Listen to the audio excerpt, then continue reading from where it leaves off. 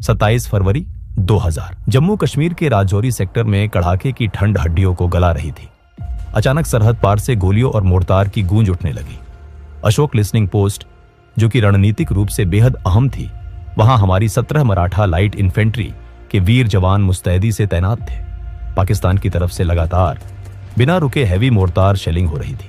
हमारी ये पोस्ट कुछ इस तरह लोकेटेड थी कि ये 3 तरफ से दुश्मन की पाकिस्तानी पोस्ट से घिरी हुई थी। फायरिंग रुकनी नहीं चाहिए, अपनी पोजीशन होल्ड करो और कवर दो, दुश्मन को 1 इंच भी आगे मत बढ़ने देना। हमारे जवान अपनी जान की परवाह किए बिना मुस्तैदी से दुश्मनों को मुंह तोड़ जवाब दे रहे थे। लेकिन शेलिंग की इस भारी आड़ में पाकिस्तान एक बहुत ही नापाक, घिनौनी और कायरतापूर्ण साजिश रच रहा था। अंधेरे और मोर्टार की गूंज का फायदा उठाकर पाकिस्तान ने अपने 25 वेल ट्रेंड खूंखार आतंकवादियों को अपनी सेना की elite special service group SSG की वर्दी पहनाकर LOC के पार भेज दिया था। बंकरों के करीब पहुंचते ही इन दरिंदों ने ताबड़तोड़ फायरिंग शुरू कर दी।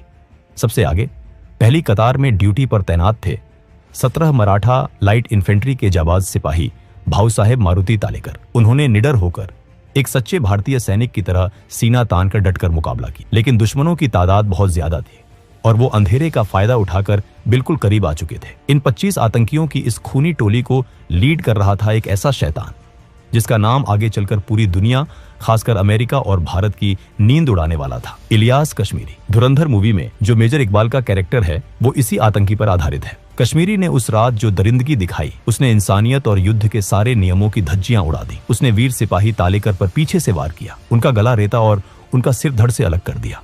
हमारे 7 जवान वीरगति को प्राप्त हुए। तालेकर के सिर को एक ट्रॉफी की तरह लेकर इलियास कश्मीरी और उसके आतंकी रात के अंधेरे में POK वापस लौट गए। लेकिन सबसे शर्मनाक और रोंगटे खड़े कर देने वाला मंजर तो तब सामने आया जब इलियास कश्मीरी ये सिर लेकर सीधे पाकिस्तानी सेना के जनरल परवेज मुशर्रफ के पास पहुंचा। तुमने आज मुल्क का सीना चौड़ा कर दिया है इलियास। ये तोहफा पाकिस्तानी आवाम हमेशा याद रखेगी।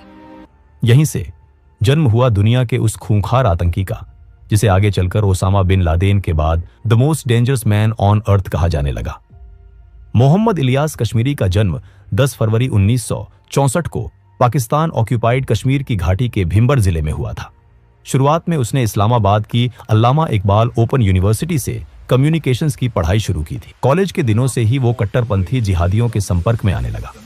धीरे धीरे उसका ब्रेन वॉश हुआ और पढ़ाई बीच में ही छोड़कर वो कराची के जामिया उलूम उल इस्लामिया मदरसे में जा पहुंचा। 1980 के दशक में ये मदरसा कोई आम शिक्षण संस्थान नहीं था। ये इस्लामी आतंकियों और मुजाहिदीनों को पैदा करने वाली सबसे बड़ी फैक्ट्री बन चुका था। यहीं से कश्मीरी की मुलाकात पाकिस्तान की खुफिया एजेंसी ISI और सेना के जनरलों से हुई। उसकी जिहाद के प्रति उसके अंधे जुनून को देखकर पाकिस्तानी सेना ने उसे अपनी एलीट कमांडो फोर्स SSG का हिस्सा बना लिया। 1980 के दशक में सोवियत यूनियन की रेड आर्मी अफगानिस्तान पर कब्जा जमा चुकी थी। इस युद्ध में अमेरिका ने एंट्री मारी।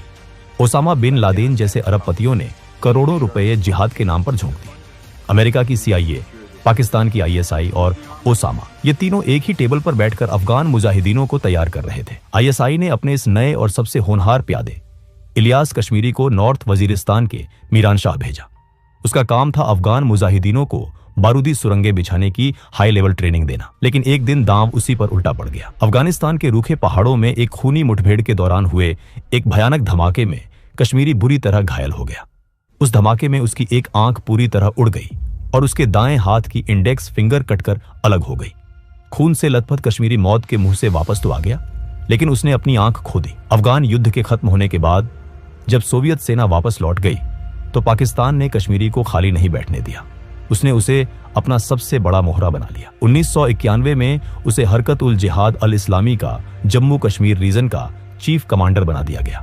उसने ब्रिगेड 313 नाम की एक खौफनाक और अल्ट्रा सीक्रेट यूनिट बनाई। ये यूनिट इतनी रूथलेस और खतरनाक थी कि आतंकियों के बीच इसमें शामिल होने के लिए बाकायदा फिजिकल और मेंटल टेस्ट होते थे। कश्मीरी ने POK के कोटली इलाके में अपना बेस बनाया और वहां से कश्मीर घाटी में मौत का खेल खेलना शुरू किया। कश्मीर घाटी में आतंकवाद अपने चरम पर था। सीमा पार से लगातार हथियारों और आतंकियों की खेप भेजी जा रही थी। इसी बीच मौलाना मसूद अजहर जैश के आतंकियों और हरकत उल मुजाहिदीन को एकजुट करने के लिए पुर्तगाली पासपोर्ट पर भारत की धरती पर कदम रख चुका था। लेकिन भारतीय सुरक्षा बलों ने इस खूंखार आतंकी को कश्मीर के अनंतनाग से दबोच लिया। मसूद अजहर की गिरफ्तारी से पाकिस्तान के रावलपिंडी मुख्यालय और ISI की रातों की नींद उड़ गई। उनका सबसे बड़ा मोहरा भारत की गिरफ्त में था। अपने आका और साथी को छुड़ाने के लिए इलियास कश्मीरी ने एक खौफनाक अंतर्राष्ट्रीय साजिश रची, जिसे नाम दिया गया ऑपरेशन अल हदीद। उसने एक और खूंखार पढ़े लिखे आतंकी उमर सईद शेख के साथ मिलकर दिल्ली से 4 वेस्टर्न टूरिस्ट्स को किडनैप कर लिया। इनमें अमेरिकी और ब्रिटिश नागरिक शामिल थे।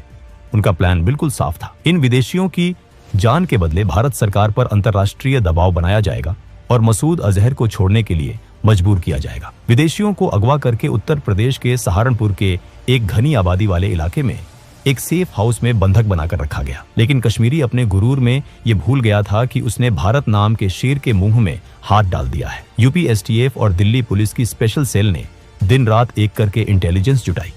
उन्होंने जाल बिछाया और सहारनपुर के उस सेफ हाउस पर जोरदार रेड मार दी। दोनों तरफ से भारी फायरिंग हुई।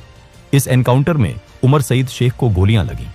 वो लहूलुहान होकर गिर पड़ा और गिरफ्तार हो गया। सभी फॉरेन टूरिस्ट्स को सुरक्षित बिना किसी खरोंच के बचा लिया गया। लेकिन इलियास कश्मीरी बेहद शातिर था। वो उस दिन वहां मौजूद था, लेकिन पुलिस की घेराबंदी को चकमा देकर वो वहां से दुम दबाकर किसी तरह भाग निकलने में कामयाब रहा। भागने के बाद वो शांत नहीं बैठा। साल 1995 में वो अपने एक और खूंखार साथी नसरुल्लाह मंसूर लंगड़ियाल के साथ दोबारा सीमा पार करके कश्मीर के पुंछ इलाके में दाखिल हुआ। वो कोई नई साजिश रचने की फिराक में था, लेकिन इस बार पुंछ में एक चेकपोस्ट पर रूटीन चेकिंग के दौरान सेना को इन दोनों पर शक हुआ। जब पूछताछ की गई और पहचान हुई तो सेना के भी होश उड़ गए। वो और कोई नहीं, ग्लोबल टेररिस्ट इलियास कश्मीरी और लंगड़ियाल थे। भारतीय सेना ने दोनों को दबोच लिया। कश्मीरी को भारत की हाई सिक्योरिटी जेल में डाल दिया गया। करीब 2 साल तक वो जेल की सलाखों के पीछे भारतीय कानून के शिकंजे में रहा। लेकिन भारत के लिए ये एक दुर्भाग्यपूर्ण पल था, जब जेल सिस्टम के अंदर बैठे कुछ भ्रष्ट अधिकारियों की मदद से कश्मीरी एक दिन चकमा देकर जेल से फरार हो गया। लंगड़ियाल आज भी कश्मीर की जेल में अपने गुनाहों की सजा काट रहा है। लेकिन कश्मीरी वापस पाकिस्तान पहुंच गया। जब वो पाकिस्तान पहुंचा तो ISI और आतंकी आकाओं ने उसका स्वागत ऐसे किया जैसे कोई बादशाह युद्ध जीतकर लौटा हो। उसे आतंकियों की दुनिया में एक लेजेंड का दर्जा दे दिया गया। 11 सितंबर 2001 को अलकायदा ने अमेरिका के वर्ल्ड ट्रेड सेंटर पर 2 विमान टकरा दिए। अमेरिका पर हुए इस हमले ने पूरी दुनिया की जियोपॉलिटिक्स को हमेशा के लिए बदल कर रख दिया। अमेरिका आगवा बुला था। अमेरिकी राष्ट्रपति जॉर्ज बुश ने पाकिस्तान के डिक्टेटर परवेज मुशर्रफ को सीधी धमकी दी, या तो तुम हमारे साथ हो या आतंकवादियों के साथ। अमेरिका के भारी दबाव और अपनी सत्ता बचाने की खातिर मुशर्रफ को मजबूरन वॉर ऑन टेरर में अमेरिका का साथ देने का ऐलान करना पड़ा। पाकिस्तान अब अमेरिका को अपने एयरबेस दे रहा था और आतंकियों की धरपकड़ का नाटक कर रहा था। जो सांप पाकिस्तान ने भारत और अफगानिस्तान को डसने के लिए पाले थे, अब वो उसी के गले की फांस बन गए थे। इलियास कश्मीरी, जो हमेशा से अमेरिका और वेस्ट का कट्टर दुश्मन था, मुशर्रफ के इस फैसले से आग बबूला हो गया। उसे लगा कि पाकिस्तानी सेना ने जिहाद के साथ गद्दारी की है। जब 2002 में ISI ने कश्मीरी पर दबाव डाला कि वो अपने इंडिपेंडेंट ऑपरेशंस और अपनी खौफनाक ब्रिगेड 313 को बंद कर दे और सीधे जैश-ए-मोहम्मद को ज्वाइन करे, कश्मीरी ने साफ इनकार कर दिया। वो किसी और के इशारों पर नाचने वाला मोहरा नहीं बनना चाहता था। दुश्मनी इतनी बढ़ गई कि दिसंबर 2003 में कश्मीरी ने खुद अपने ही आका जनरल परवेज मुशर्रफ को बम से उड़ाने की खौफनाक साजिश रच डाली। असैसिनेशन का यह प्रयास फेल हुआ और तिलमिलाई पाकिस्तानी सेना ने कश्मीरी को गिरफ्तार कर लिया। 4 साल तक उसे पाकिस्तान की जेल में टॉर्चर किया गया। 2007 में जब वो रिहा हुआ तो वो एक बदला हुआ इंसान था। वो अंडरग्राउंड हो गया। लेकिन फिर हुआ पाकिस्तान के इतिहास का सबसे बड़ा और खूनी टर्निंग पॉइंट, 2007 का लाल मस्जिद कांड। इस्लामाबाद में पाकिस्तान की नेशनल असेंबली से मात्र 2 किलोमीटर की दूरी पर स्थित लाल मस्जिद को 2 कट्टरपंथी भाइयों अब्दुल अजीज और अब्दुल राशिद गाजी ने आतंकियों और चरमपंथियों का अभेद्य गढ़ बना दिया था। इन दोनों भाइयों ने मस्जिद से जुड़े 2 बड़े मदरसों के हजारों ब्रेन वॉशड स्टूडेंट्स की एक फौज तैयार कर ली थी। 2007 आते आते इनका गुरूर इतना बढ़ गया कि इन्होंने पाकिस्तानी संविधान को दरकिनार कर मस्जिद के अंदर ही अपना शरिया कोर्ट खोल दिया। स्टूडेंट्स ने पूरे इस्लामाबाद में शरिया कानून लागू करने के लिए तांडव मचाना शुरू कर दिया। उन्होंने चाइनीज मसाज पार्लरों से महिलाओं और कर्मचारियों को अगवा कर लिया, वीडियो शॉप्स और सीडी की दुकानों को आग के हवाले कर दिया और सरेआम ऐलान कर दिया कि जो भी महिला बुर्का नहीं पहनेगी उसके चेहरे पर तेजाब फेंक दिया जाएगा। चीन, जो पाकिस्तान का सबसे बड़ा सदाबहार दोस्त था, इस घटना से भड़क गया। चीनी राष्ट्रपति ने पाकिस्तान पर भारी डिप्लोमेटिक दबाव डाला कि उनके नागरिकों को तुरंत छुड़ाया जाए। मजबूरन पाकिस्तानी सेना को अपनी ही राजधानी में अपनी ही मस्जिद पर ऑपरेशन साइलेंस लॉन्च करना पड़ा। 4 जुलाई 2007 को सेना ने मस्जिद को घेर लिया। 10 जुलाई को एसएसजी कमांडोज ने मस्जिद पर धावा बोला। अब्दुल अजीज बुर्का पहनकर औरतों की आड़ में भागते हुए पकड़ा गया, जबकि दूसरा भाई अब्दुल राशिद गाजी सेना की गोलियों से मस्जिद के अंदर ही मारा गया। इस भयानक सैन्य ऑपरेशन में 100 से ज्यादा लोग मारे गए। इस घटना ने इलियास कश्मीरी के अंदर सोए हुए शैतान को पूरी तरह जगा दिया। उसने एक ऐसा कदम उठाया जिसकी उम्मीद आईएसआई ने कभी नहीं की थी। उसने खुलेआम पाकिस्तानी सत्ता के खिलाफ ही जिहाद का ऐलान कर दिया। कश्मीरी अब आईएसआई का मोहरा नहीं था, वो ओसामा बिन लादेन के संपर्क में आ चुका था और अब वो अलकायदा का ग्लोबल कमांडर बन चुका था। अलकायदा से जुड़ने के बाद कश्मीरी की ताकत कई गुना बढ़ गई। उसकी ब्रिगेड 313 में अब सिर्फ हुजी के आतंकी नहीं थे। लाल मस्जिद कांड के बाद पाकिस्तानी सेना से बगावत करने वाले लश्कर-ए-तैयबा, लश्कर-ए-झांगवी और जैश-ए-मोहम्मद के कट्टर आतंकी भी इसमें शामिल हो गए। यहां तक कि पाकिस्तानी सेना और वायुसेना के कई पूर्व अधिकारी भी कश्मीरी के संगठन में भर्ती हो गए। उसने सबसे पहले पाकिस्तान को लहूलुहान किया।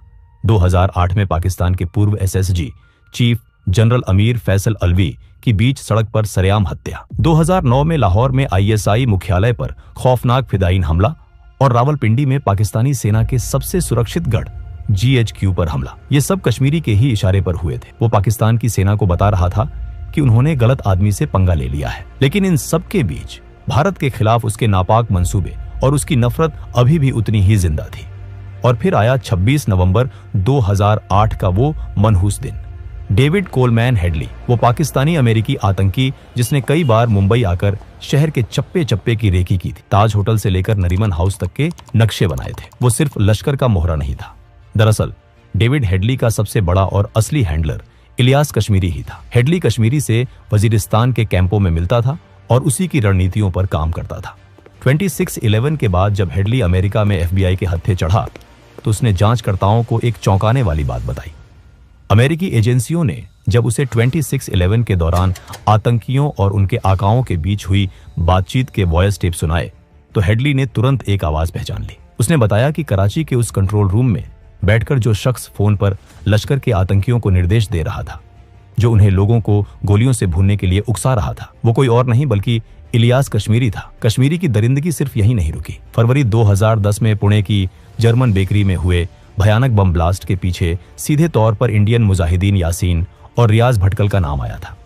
लेकिन खुफिया रिपोर्टों से साफ हुआ कि भटकल बंधुओं का भी असली आखिर जो उन्हें सीमा पार से गाइड कर रहा था वो इलियास कश्मीरी ही था। 2009 में कश्मीरी ने यूरोप को दहलाने की साजिश रची। डेनमार्क के अखबार जाइलैंड्स पोस्टन ने पैगंबर मोहम्मद के कुछ विवादित कार्टून छापे थे। कश्मीरी ने इस अखबार के दफ्तर को खून से नहलाने का फैसला किया।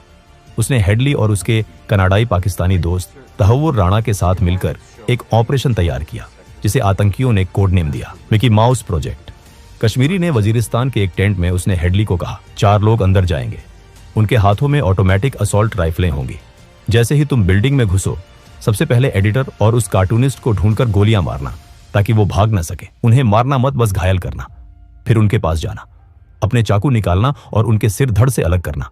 उन खून से लथपथ कटे हुए सिरों को बिल्डिंग की खिड़कियों से बाहर सड़क पर फेंकना। और हाँ, इस पूरे तांडव का एक एक सेकंड कैमरे में रिकॉर्ड होना चाहिए। ये एक ऐसा मास्टरमाइंड था जो मौत को सिर्फ एक सजा नहीं बल्कि एक हॉरर शो की तरह पूरी दुनिया के सामने पेश करना चाहता था। वो चाहता था कि दुनिया खौफ से कांप उठे।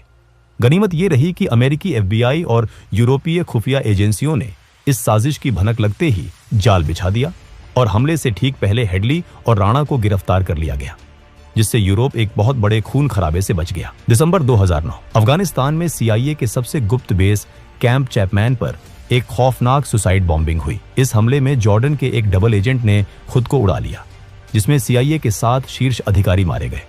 इस हमले ने अमेरिका की इंटेलिजेंस कम्युनिटी की कमर तोड़ दी। जांच में पता चला कि इस दुस्साहसिक हमले का मास्टरमाइंड और प्लानर भी इलियास कश्मीरी था। अब कश्मीरी ने अमेरिका की दुखती रग पर हाथ रख दिया था। अमेरिका की नजरों में वो ओसामा बिन लादेन के बराबर का बल्कि उससे भी ज्यादा एक्टिव और खतरनाक आतंकी बन चुका था। अगस्त 2010 में अमेरिकी स्टेट डिपार्टमेंट ने उसे ग्लोबल टेररिस्ट घोषित कर दिया और उसके सिर पर $5 मिलियन का भारी भरकम इनाम रख दिया। खुद पाकिस्तान की इंटीरियर मिनिस्ट्री ने अपनी मोस्ट वांटेड आतंकियों की लिस्ट में उसे नंबर 4 पर रखा था। जिहादी सर्कल्स में उसे खुलेआम अलकायदा का अगला ओसामा कहा जाने लगा था। 2 मई 2011 ऑपरेशन नेपट्यून स्पीयर। रात के अंधेरे में अमेरिकी नेवी सील्स के साइलेंट ब्लैक हॉक हेलीकॉप्टर्स ने पाकिस्तान के एबटाबाद में घुसपैठ की। वहां एक सफेद रंग के कंपाउंड में दुनिया के सबसे बड़े आतंकी ओसामा बिन लादेन को उसके बेडरूम में मौत के घाट उतार दिया गया। पाकिस्तान, जो सालों से सीना ठोककर ओसामा के वहां होने से इनकार कर रहा था, पूरी दुनिया के सामने निर्वस्त्र हो चुका था। अमेरिका का गुस्सा 7वें आसमान पर था। लादेन के खात्मे के तुरंत बाद CIA प्रमुख ने ISI के सामने 5 हाई वैल्यू टारगेट्स की एक लिस्ट फेंकी और साफ शब्दों में चेतावनी दी कि अगर पाकिस्तान ने इन्हें पकड़ने में मदद नहीं की तो अमेरिका पाकिस्तान के अंदर और सर्जिकल स्ट्राइक करेगा। इस लिस्ट में सबसे पहला नाम था इलियास कश्मीरी। अमेरिका ओसामा के बाद अलकायदा की कमान संभालने वाले इस सबसे क्रूर शैतान को एक दिन भी जिंदा नहीं छोड़ना चाहता था। जून 2011 के शुरुआती दिन पाकिस्तानी सेना के जमीनी हमले के डर से और ड्रोन हमलों से बचने के लिए कश्मीरी खैबर पख्तूनख्वा से भागकर साउथ वजीरिस्तान के वाना इलाके की तरफ आ रहा था। वो भेस बदल रहा था, लगातार अपनी लोकेशन बदल रहा था, लेकिन वो नहीं जानता था कि CIA की इलेक्ट्रॉनिक सर्विलांस और अंतरिक्ष में मौजूद सैटेलाइट्स उसकी परछाई की तरह उसके पीछे लगे थे। अमेरिका की धमकी के बाद ISI के ग्राउंड इन्फॉर्मर्स ने भी अपनी जान बचाने के लिए कश्मीरी की पल पल की मूवमेंट की खबर CIA को देनी शुरू कर दी थी। 3 जून 2011 ओसामा बिन लादेन के खात्मे के ठीक 1 महीने और 1 दिन बाद की वो रात, साउथ वजीरिस्तान के ग्वाख्वा रीजन के लामन गांव में सेब का एक बहुत बड़ा बगीचा था। इसी शांत और वीरान बगीचे के बीच बने एक ईंट और मिट्टी के सेफ हाउस में इलियास कश्मीरी अपने 8 अन्य खूंखार आतंकियों के साथ छिपा बैठा था। वो चाय पी रहे थे और आगे के हमलों की रणनीति बना रहे थे। रात के करीब 11:15 बज चुके थे। आसमान में बिल्कुल सन्नाटा था, लेकिन उस सन्नाटे के ऊपर बादलों के बीच मौत बिना किसी आवाज के मंडरा रही थी। अमेरिका के खतरनाक प्रीडेटर ड्रोन्स। CIA के वर्जीनिया स्थित कंट्रोल रूम में बैठे ऑपरेटर की स्क्रीन पर कश्मीरी के सेफ हाउस का थर्मल विजन साफ दिख रहा था। ऑपरेटर ने एक बटन दबाया। कुछ ही सेकंड्स के अंतराल में ड्रोन से 4 हेल फायर मिसाइलें दागी गईं। सेब का वो पूरा बगीचा और वो मजबूत कंपाउंड आग के गोलों और धुएं के गुबार में तब्दील हो गया। उस भयानक विस्फोट ने पूरी इमारत को धूल और मलबे के ढेर में बदल दिया। दुनिया की महाशक्तियों को अपने इशारों पर डराने वाला, भारत के जवानों का सिर काटने वाला इलियास कश्मीरी अपने 8 गुर्गों के साथ उस मलबे में चीथड़ों में बदल चुका था। क्योंकि वो इलाका पूरी तरह से तालिबान के नियंत्रण में था, इसलिए उसकी लाश कभी रिकवर नहीं की जा सकी और ना ही कोई फोटो सामने आई। लेकिन कुछ ही घंटों बाद हुजी के स्पोक्सपर्सन अब्बू हंजला और बाद में अलकायदा ने भारी मन से ये आधिकारिक बयान जारी कर कबूल कर लिया कि उनका चीफ कमांडर मौलाना इलियास कश्मीरी एक अमेरिकी ड्रोन स्ट्राइक में मारा गया है। दोस्तों, ये थी इलियास कश्मीरी की कहानी। धुरंधर मूवी में